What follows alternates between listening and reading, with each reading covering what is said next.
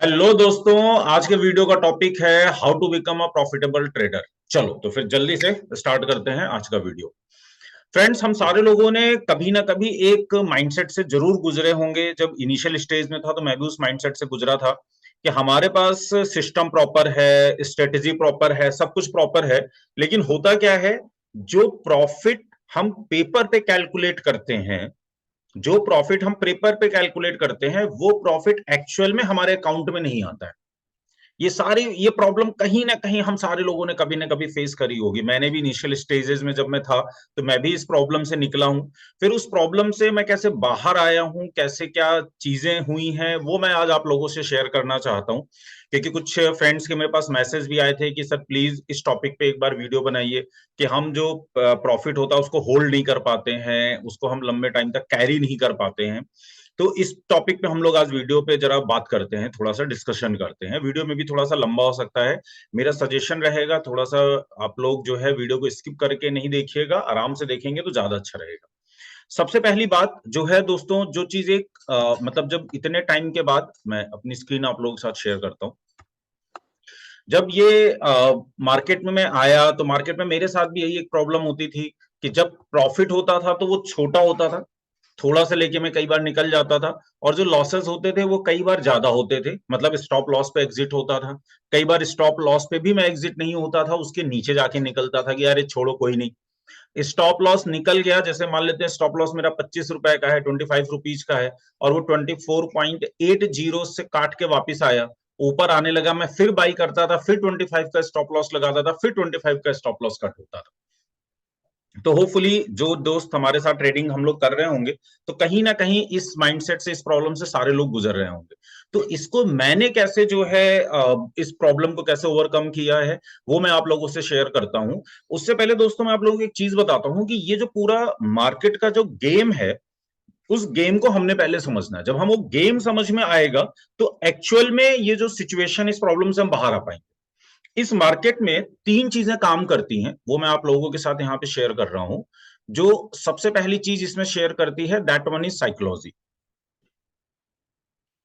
जो हम लोगों की साइकोलॉजी है वो इसमें काम करती है। सेकंड जो इसमें पॉइंट है वो है मैनेजमेंट। मैनेजमेंट का मतलब मनी मैनेजमेंट की बात है। और थर्ड है हमारे पास नॉलेज। बेसिकली जो मार्केट में हम ट्रेडिंग करते हैं वो इन तीन चीजों का कॉम्बिनेशन होता है। जो हम करते हैं या दूसरे जो कर रहे हैं या जो भी कुछ प्रोसेस है, साइकोलॉजी है, मैनेजमेंट है एंड नॉलेज है।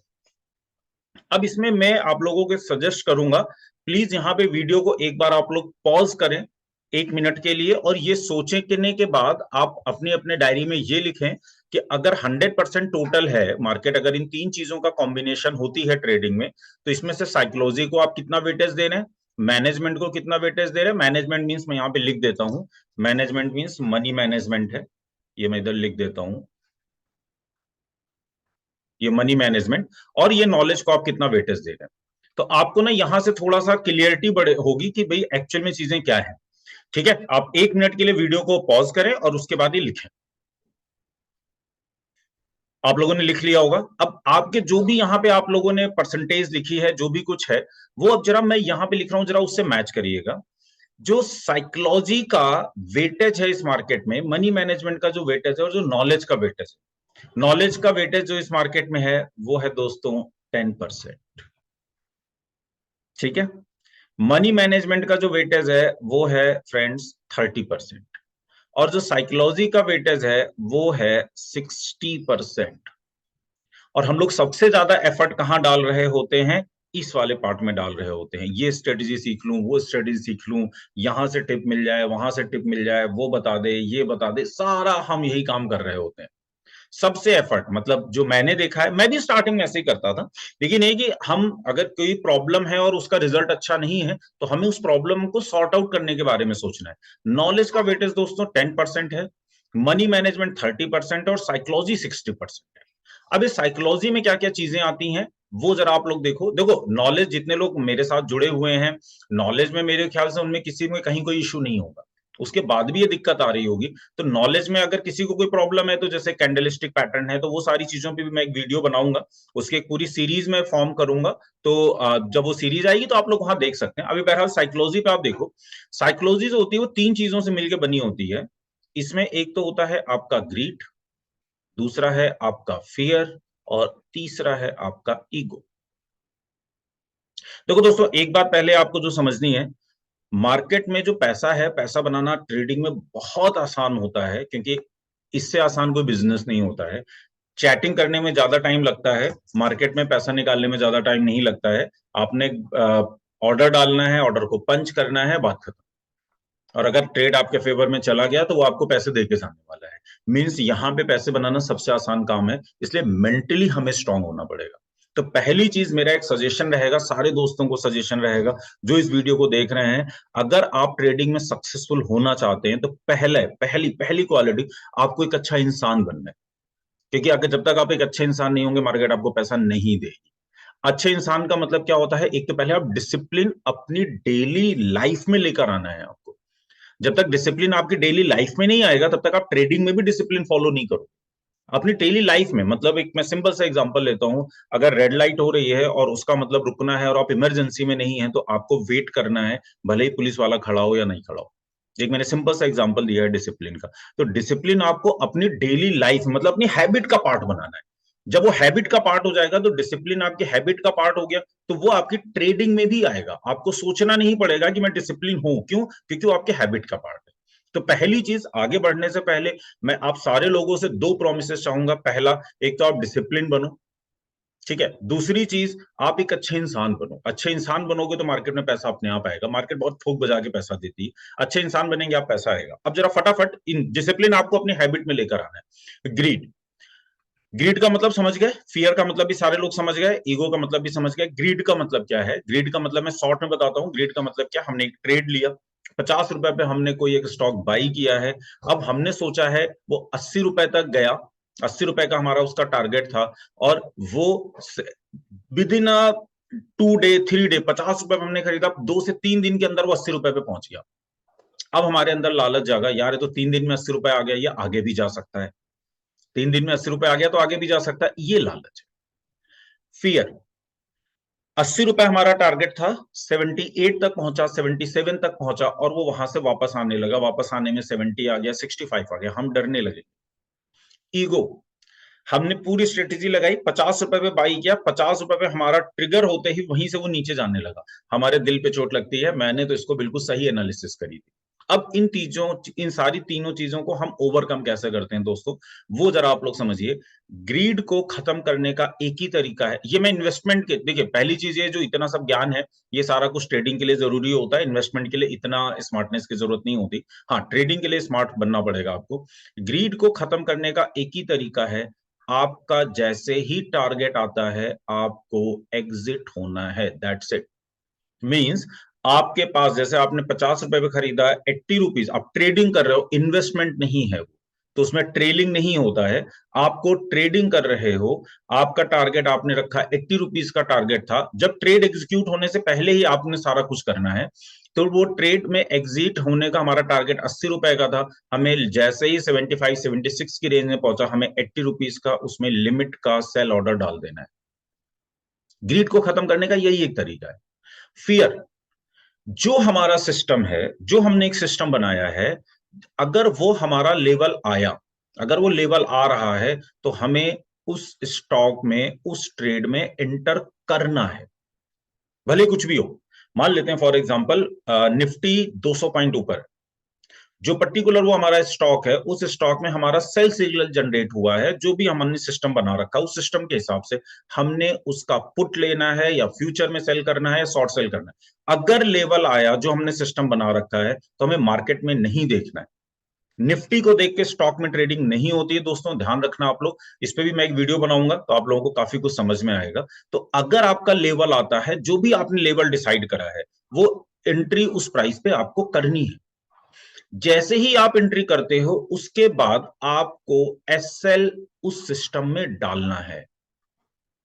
एक बात दोस्तों आप लोग समझो, प्रॉफिट हमारे हाथ में नहीं होता, इस मार्केट में लॉस हमारे हाथ में होता है, क्योंकि अपने को एंट्री, अपने को पता है हमें एंट्री कहां करनी है, स्टॉप लॉस हमें पता है।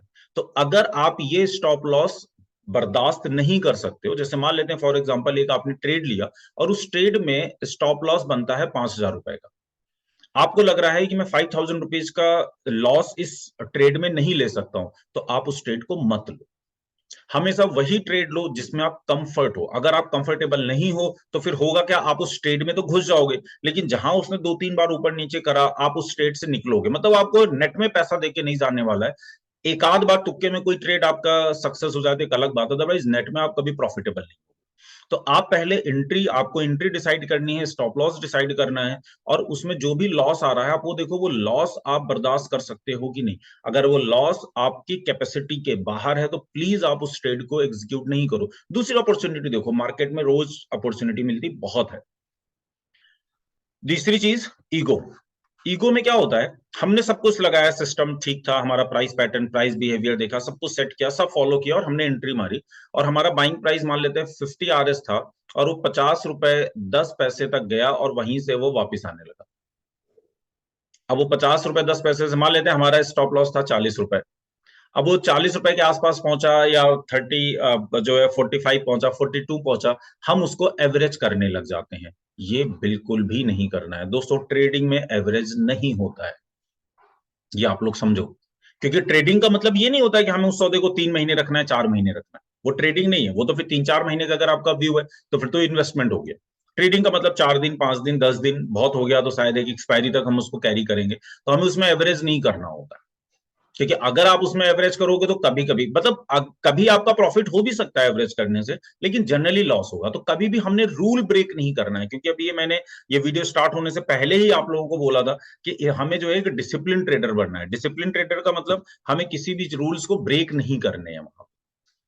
ठीक है फ्रेंड्स, तो ये ग्रीड वाला पार्ट था। आपको ग्रीड, फियर और ईगो, इन तीनों चीजों पे देखना है। ग्रीड को आप कैसे कंट्रोल कर सकते हो, टारगेट पे एग्जिट होना है। फियर में आपका जब लेवल आता है उस पे एंट्री करनी है। स्टॉप लॉस सिस्टम में डालना है, दिमाग में स्टॉप लॉस नहीं रखना है, आपको वो स्टॉप लॉस सिस्टम में डालना है, दिमाग में नहीं रखना है। ईगो में क्या करना है, ईगो के लिए आपको एवरेज नहीं करना है। तो 3 चीजें सेट रखनी है। जैसे ही हमारा टारगेट आता है एग्जिट करना है, लेवल आता है एंट्री करना है, एंट्री करते ही साथ उसमें एसएल डालना है, सिस्टम में वेट नहीं करना है। हमारा स्टॉप लॉस मान लेते हैं 50 रुपए के स्टॉक में 40 रुपए हमारा स्टॉप लॉस था, बिल्कुल होगा दोस्तों। 39.90 तक मार्केट गई, वहीं से वापिस आना है, वो वापिस आने लगती है, ऊपर आने लगती है, हमें दोबारा नहीं लेना है, बात खत्म। मैं क्या करता हूं, जैसे ही मेरा एक ट्रेड का स्टॉप लॉस हिट हुआ या उस ट्रेड का टारगेट आया, उसके तुरंत बाद मैं उसको अपनी वॉच लिस्ट से ही हटा देता हूं। उस ट्रेड को, जो वो स्क्रिप्ट थी, उसको मैं अपनी वॉच लिस्ट से ही हटा देता हूं, क्योंकि अब मैं, मेरा स्टॉप लॉस हिट हो गया तो मैं उसमें एग्जिट, अब वो कहीं भी जा रहा हो मेरे तो किसी काम का नहीं है। अगर मेरा टारगेट आ गया तब भी मैं उसमें से एग्जिट, तो अब वो कहीं भी जा रहा हो तब भी मेरे काम का। ठीक है दोस्तों, तो ये एक मैंने छोटा सा वीडियो साइकोलॉजी, बाकी मनी मैनेजमेंट और 2 चीजें और हैं, इसके बारे में मैं नेक्स्ट वीडियो में बताऊंगा, क्योंकि फिर वीडियो बहुत बड़ा हो जाता है तो फिर हमारे लिए यूजफुल उतना नहीं रहता है। तो इस प्लीज आप इन चीजों को थोड़ा सा देखिए, फिर से वही पुरानी बात, डायरी में लिखना है, समझना है। कुछ प्रॉब्लम आती है साइकोलॉजी से रिलेटेड तो आप प्लीज कमेंट बॉक्स में लिखें, मैं उस क्वेश्चन का आंसर देने की जरूर कोशिश करूंगा। अगर मेरा वीडियो आप लोगों को अच्छा लग रहा है, काम पसंद आ रहा है, तो प्लीज लाइक करो, सब्सक्राइब करो, अपने फ्रेंड्स के साथ शेयर करो। तो फिर मिलते हैं नेक्स्ट वीडियो में दोस्तों, जिसमें हम लोग बात करेंगे मनी मैनेजमेंट के बारे में, और मनी मैनेजमेंट के साथ नॉलेज के बारे में, और उनके बारे में थोड़ा सा और बातें करें। ठीक है फ्रेंड्स, ओके, थैंक यू दोस्तों।